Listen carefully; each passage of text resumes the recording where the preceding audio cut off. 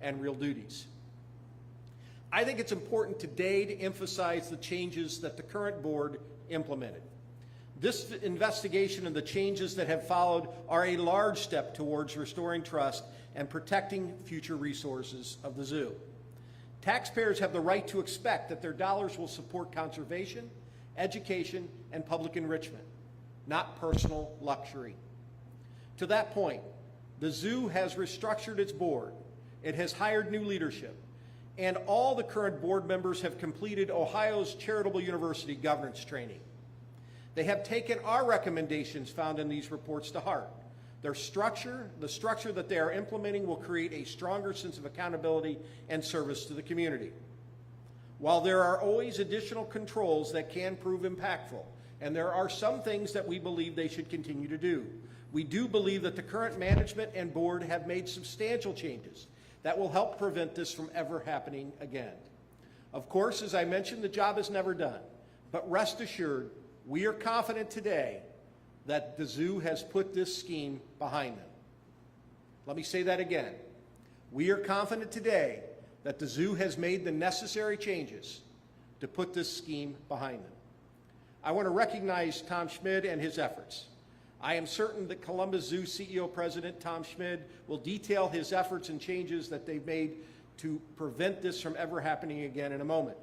But I want the public to know that based on my review of the response to our investigation and the final audit report, that the Columbus Zoo is now on firm footing and ready to build upon its incredible legacy as a true gem for all of Ohio.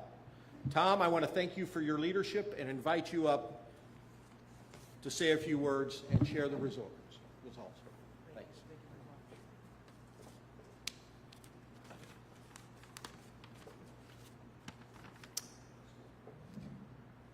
Well, thanks so much.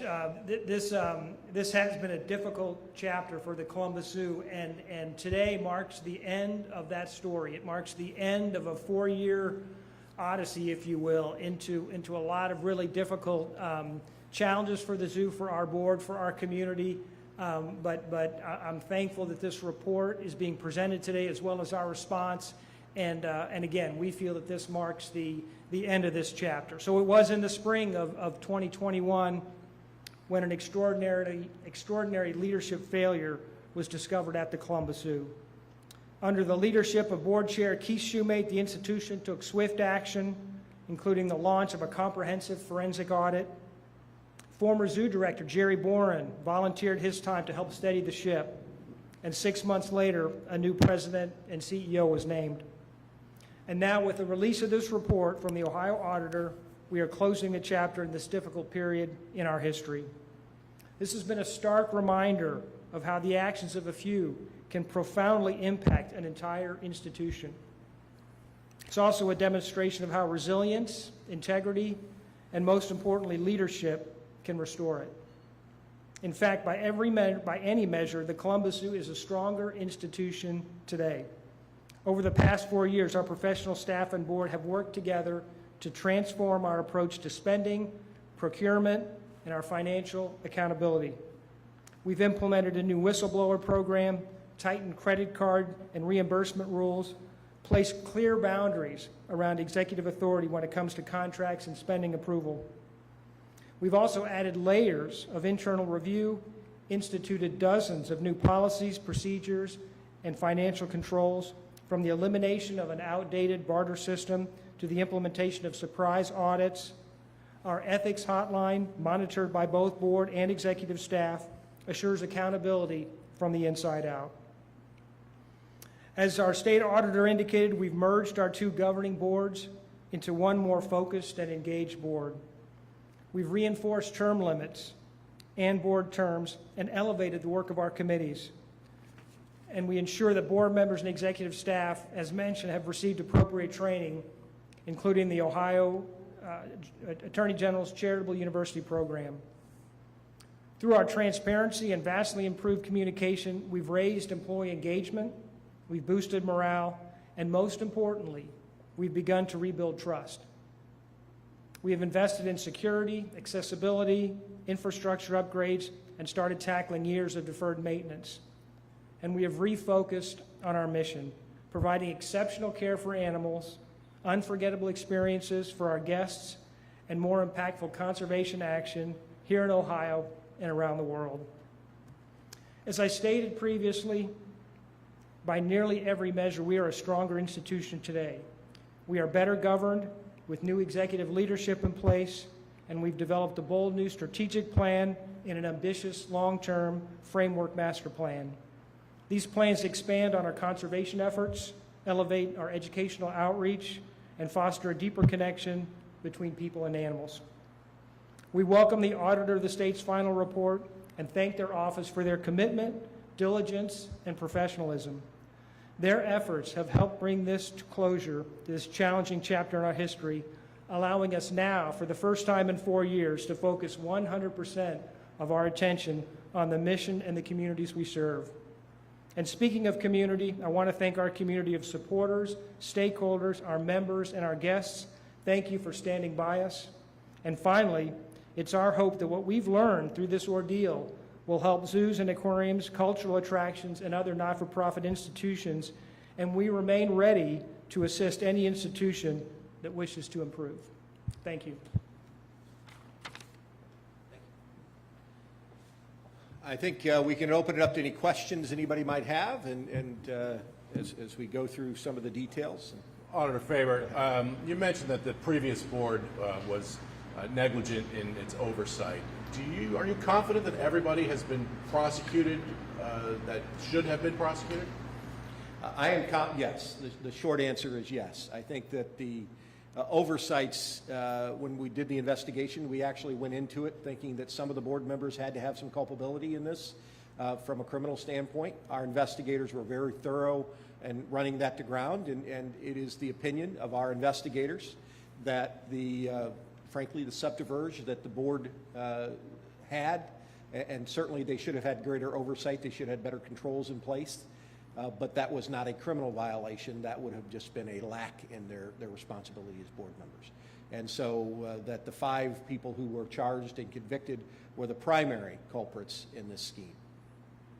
More than $1 million was split between the Ohio State University and Columbus Blue Jackets. Is there any reason to believe that either of those organizations have any involvement? No, those were essentially purchases for services or trades of services. And candidly, in that perspective, I will. Anybody on our fraud team want to comment about that? I think, or did I adequately hit that? Essentially, those were from those institutions' perspectives, arm's length transactions. They assumed they were all approved. They assumed that they were all verified, and they assumed that the board and the zoo had approved all of those transactions in an ordinary purpose-driven use. I doubt that anybody at Ohio State knew that they were, providing family members and friends and family entertainment, not something that was official and benefiting the zoo. How confident are you that something like this won't happen again here at the zoo? I mean, how confident are you in the new board, the new procedures they have, new leadership here? Look, as an auditor, what we do is, I always tell people we don't audit for fraud, we audit for control weaknesses that allow fraud to happen. And the control changes that they put in place are substantial. They are designed to uncover schemes like this earlier. And candidly, with a few exceptions, I think they are doing most of the things that we would have recommended. And I think their controls that they have put in place are robust and should create a situation to where it's much more difficult. Does that mean that somebody who is willing to lie, cheat, and steal can't figure out ways around controls? Yeah, but that's why you have redundancy in your controls and why you have multiple people having to sign off on authorizations. So the short answer is I can never guarantee you that this can't happen in the future, but I can tell you it's going to be a darn sight more difficult today with the efforts that the board has done and that the zoo has done for this to happen. And I would be very surprised if you're going to have unfettered spending at the executive level without the board knowing about it under these circumstances. The fact that they have different people that are overlooking different areas from the board. As I mentioned to nonprofit boards in general, this is a cautionary tale for everybody. Being on a nonprofit board isn't just a ceremonial position. You don't just get to rubber stamp what the executives do. You have a real oversight role. And those positions are sometimes tough to do in an oversight role because, you know, you're getting all your information from the executives. I think the current board structure at the zoo is much more inclined to take those serious oversight responsibilities to hand and to then hold their executives responsible. And so the short answer is, I have confidence that the people of Ohio can say that the zoo has put its past behind it and has a structure in place that is going to make it much more difficult for somebody to lie, cheat, and steal and get away with it at the zoo. The auditor, the recognizes today's the day of moving forward, looking at the future. But prior to 2013, can you give any kind of assurance to the public that since there were these reforms that are announced today weren't in place then, that the executives that led the zoo,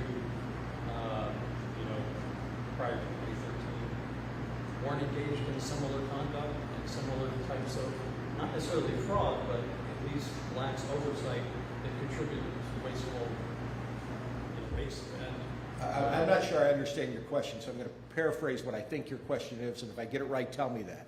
Are you asking us, do we have concerns that prior to 2013 some of this was going on or similar schemes happened before 2013?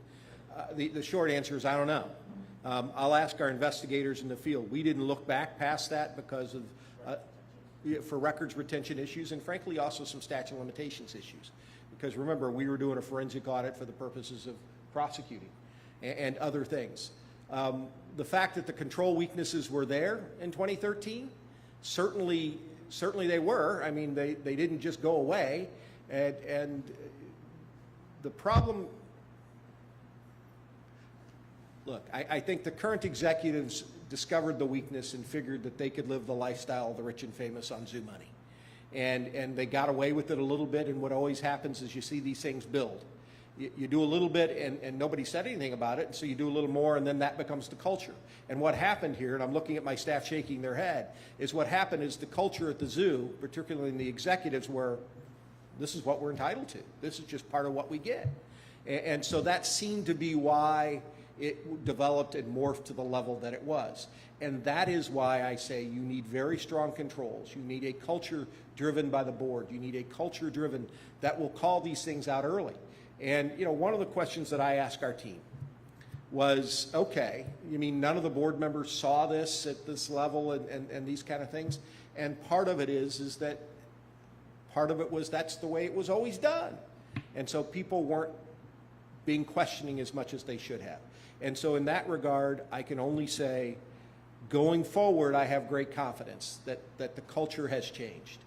In the past, I can't tell you when the culture started, whether it was 2013 or I think we started looking at 2018, 2015. I'm asking my audit team, they're shaking their head.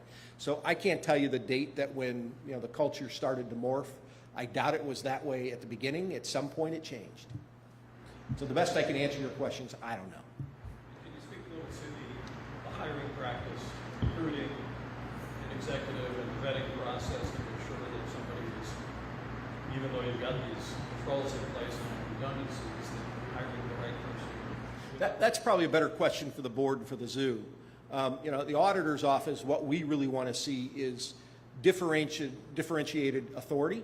You want to make sure that one person isn't signing on both sides of the ledger, one person's not approving and paying, and that you have controls in place as to the dollar thresholds and how you are doing certain transactions. I personally hate purchase cards and credit cards. Okay, I like reimbursements because reimbursements go through different layers of scrutiny. One of the things that they did is they have an independent method for reporting. One of the things we hark on all the time as state auditor to the public is that if you see something, if you think something's going wrong in the public, anybody involving public money, say something. 1-866-FRAUD-OH, ohioauditor.gov. We investigate complaints all the time. In fact, after we did our recent fraud education, with the help of the legislature, our number of fraud complaints that we're investigating have nearly doubled. And so we encourage people to call stuff out and give us tips. We investigate 100% of those. But some tips are things like, I think Betty's stealing.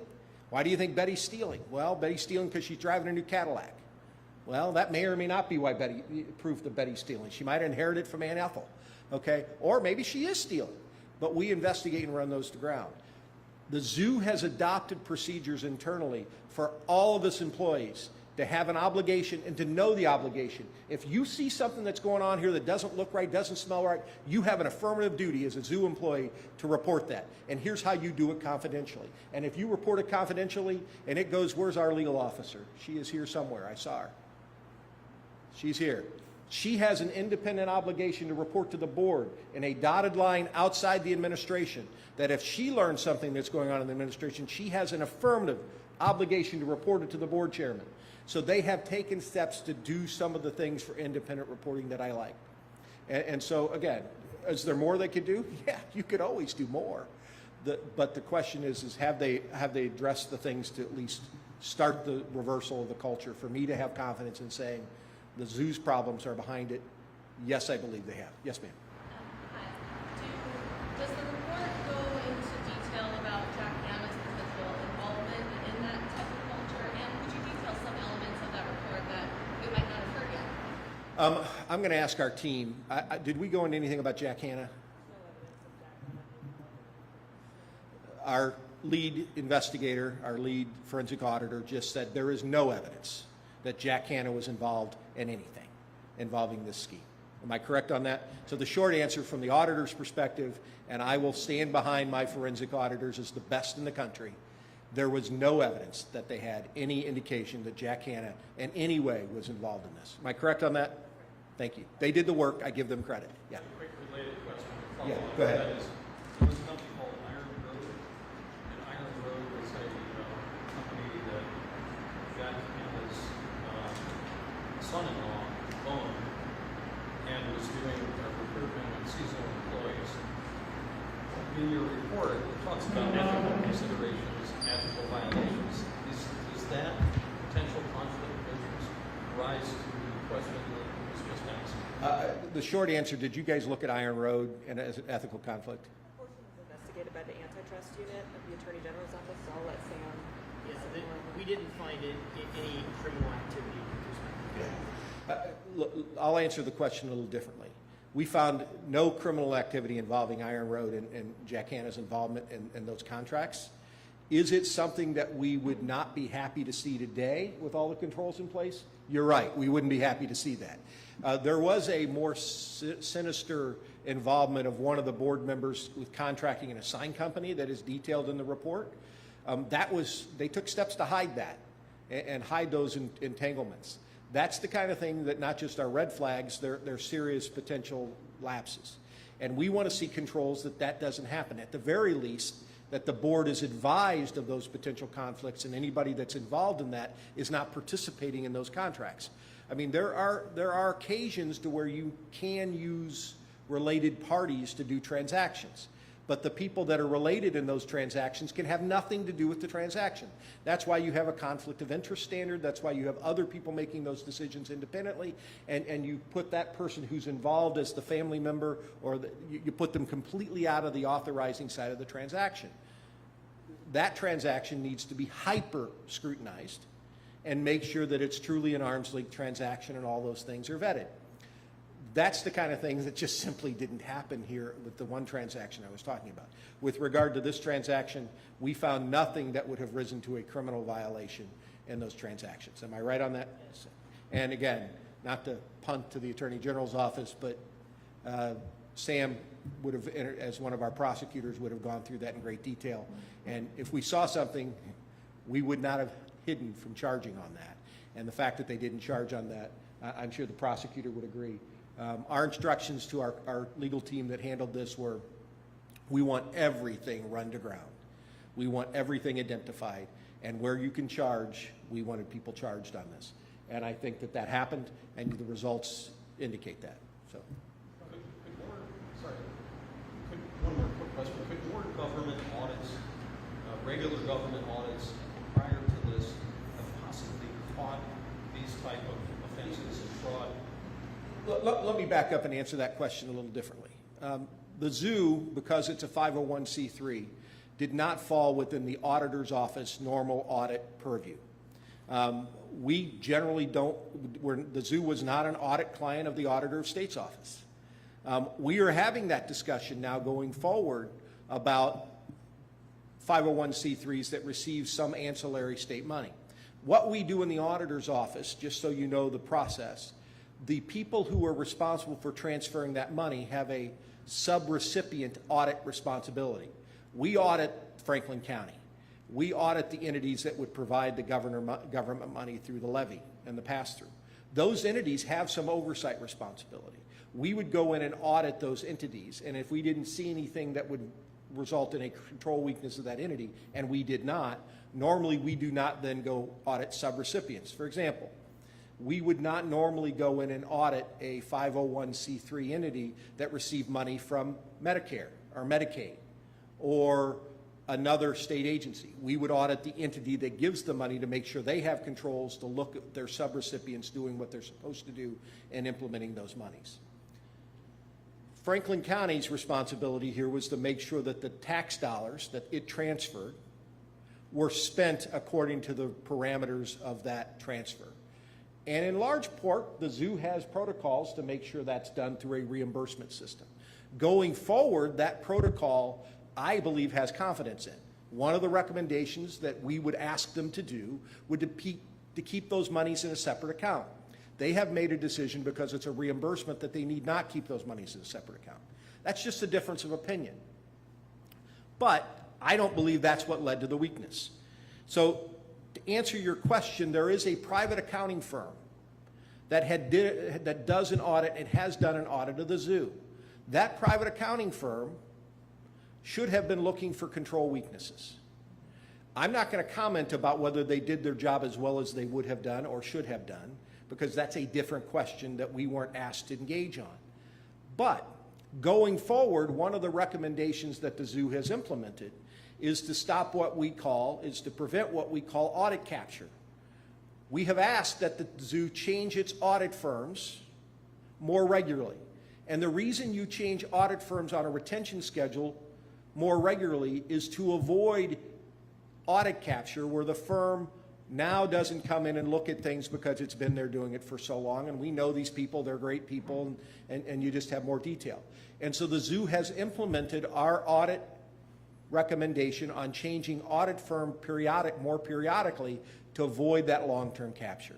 And so I think that addresses part of those issues, that you have different audit firms coming in periodically and looking at the zoo's operations. I do believe that a more robust audit is always helpful, and I'll just leave it at that. Other questions? Tom, can you answer a couple quick? Of course, the zoo's levy is expiring this year. Has the zoo decided what it's going to do about going before voters again? And how do you think voters should look at what's going on here in light of the scandal, and whether they should vote for more money or not? Yeah, that's a great question. So we are moving forward with pursuing a renewal to our levy, which would be essentially no increase in that levy. And we've recently conducted 2 public opinion polls, both with Franklin County residents and Franklin County voters, and the results have been very encouraging. This community understands the benefits of the zoo. They understand the educational value of what we provide. They understand what an amazing cultural attraction this is and the memories that families build here. They appreciate our conservation work. They understand the importance of the zoo in the community. And they also are very aware of what happened. There's no question. Our media folks did a great job of covering this story over the last 4 years. So there's a very high level of awareness about what happened at the zoo. But from everything that we can gather with those 2 surveys, our stakeholders, our residents can understand there's a difference between the 4 guys who are now in jail versus what's happening at the zoo today. So we're confident right now, based on all the research that we've done, and we'll continue to share news about the zoo in a transparent and factual manner. And I think that will, over time, continue to build trust. I have a question. What would be your message to the taxpayers and the people who are currently, helping to pay for the zoo, and the ones who might have felt betrayed after everything that happened? What do you, as the leader here, want them to know? Yeah, and I think I would just echo what the state auditor shared. It's a new day. We have new leadership in place. We have a more engaged board of directors. We have dozens of new policies and procedures. I can assure you under my watch that this will not happen again. And I think, Dean, you might have referenced the vetting process, and Dan Gusty could also speak to this, our board chair. I think the board did a national search, and as you can imagine, this was a highly sought-after position. There were a lot of questions that the recruiting firm asked of my colleagues, my leadership, our board members in Texas, trying to get a sense of what about my integrity. They spoke with folks in our national association. They did, I think, a pretty thorough job, really making sure that the person that they brought in is someone that has integrity. And I think that it really starts at the end of the day with the CEO and making sure that that person has the integrity to lead this institution.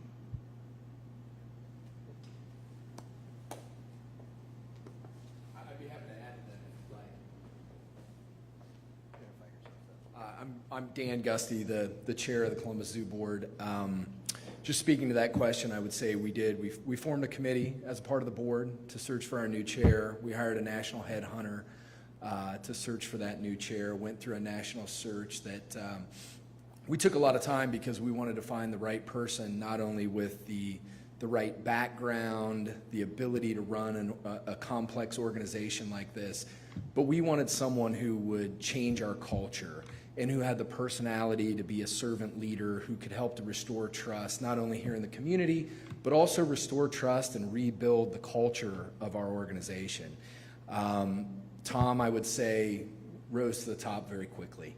And in his time here as CEO, he's really unified the organization. He's a servant leader. We've seen all of our employee engagement surveys increase astronomically. And I would say in my time, I joined the board right before all of this was discovered and the COVID pandemic happened.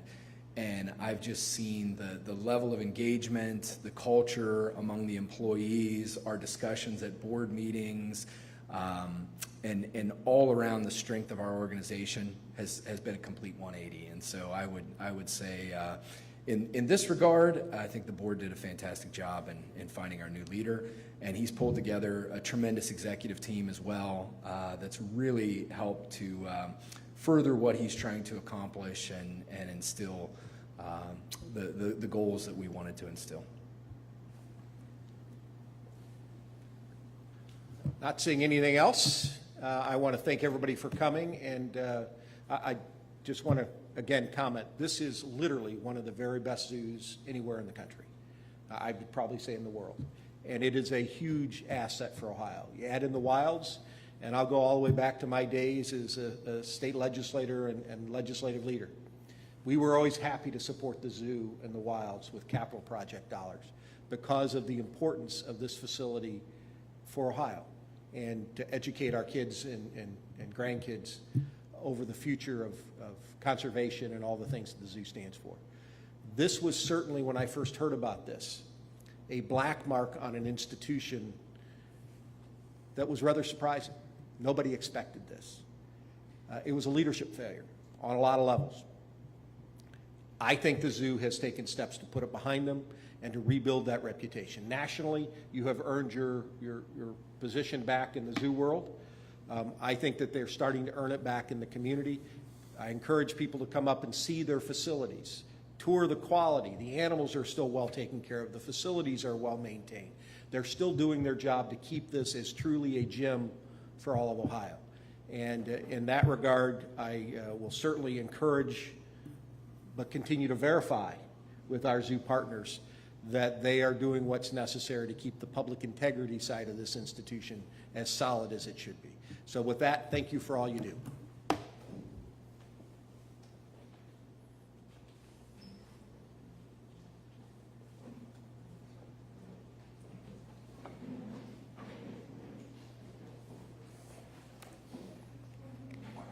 Nicole. Yes, thank you. You Here's a anticipated my statement questions. for, summarizing Tom's statement for today, and here's our summary of our response to the auditors. Great. Since it wasn't published in the final. Tom said you're moving forward with levy. Does that mean that You guys have decided definitely to I'm go sorry, I on. can't hear you. Tom said that you guys are moving forward with a levy. What does that mean exactly? Did you guys take action? Are you guys putting a levy on definitely? Is that what he said? Well, he said we're moving forward with Yep. a levy. Okay, so no official action has been taken yet, but it's Yeah, still. I think there was a pact warrant. Okay. Yeah, so. Great.